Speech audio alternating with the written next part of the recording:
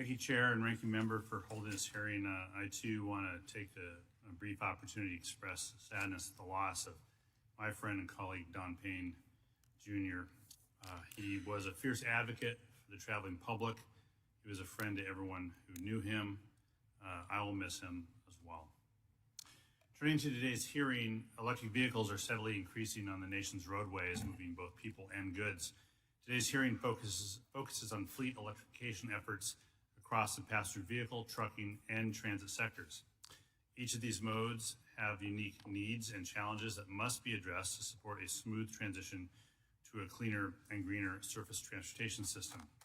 And I would note, perhaps minus some of the rhetoric from the chair, I agree with a lot of his criticisms about how quickly things are moving. We might also differ on solutions, but I don't disagree with some of the challenges that you've laid out. But I would note that fleet electrification is not only good for the climate, it's critical to enhancing our nation's economic competitiveness. The International Energy Agency reports that the number of electric cars sold globally in the first 3 months of this year is roughly equivalent to the number sold in all of 2020. In 24, EVs could reach up to 45% of new car sales in China, 25% in Europe. In the US, that projection is just over 10%. And America's economic competitors are investing in EVs. The U.S. can't take a back seat in this race. Electric and plug-in hybrid vehicle registrations reached record levels in my home state last year, with Washington State seeing the biggest increase in the EV market share of any state.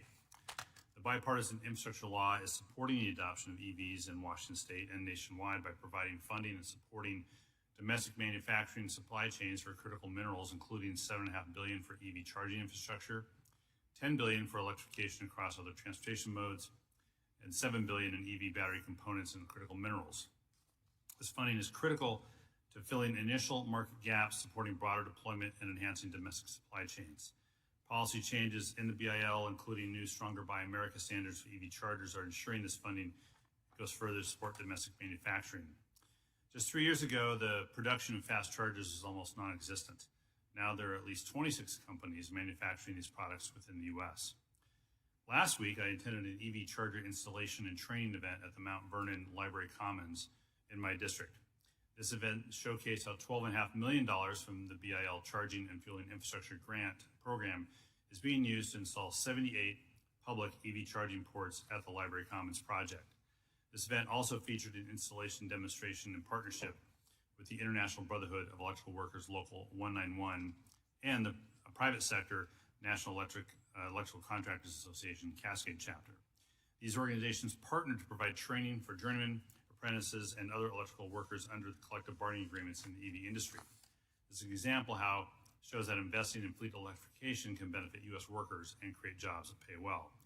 Also in my district, truck manufacturer PACCAR is using their test center, which is located at the port of Skagit, and which Chair Graves and I visited along with Representative Brownlee and DeSaulnier last year.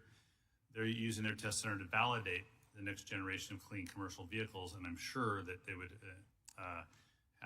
love to have any other member of Congress visit their facility to see what this major truck manufacturer is doing on clean commercial vehicles. Today, they offer 6 battery electric truck models and are developing technologies including hydrogen fuel cell electric trucks and internal combustion engines running on hydrogen to get ahead of the market. While access to EV chargers has grown significantly, up nearly 85% in 3 years, almost all of this growth, though, has been driven by private investment.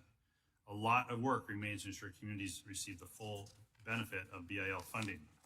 To date, states have opened, and the chair recognized this, have opened only 8 charging stations through the National Electric Vehicle Infrastructure, or NEVI program, leading to legitimate questions and criticism of publicly funded charger deployments, ones that can be answered. The slow pace of deployment is partly because the administration took time to ensure these chargers will be made in the U.S. by U.S. workers and to establish standards to create a consistent user experience at the stations.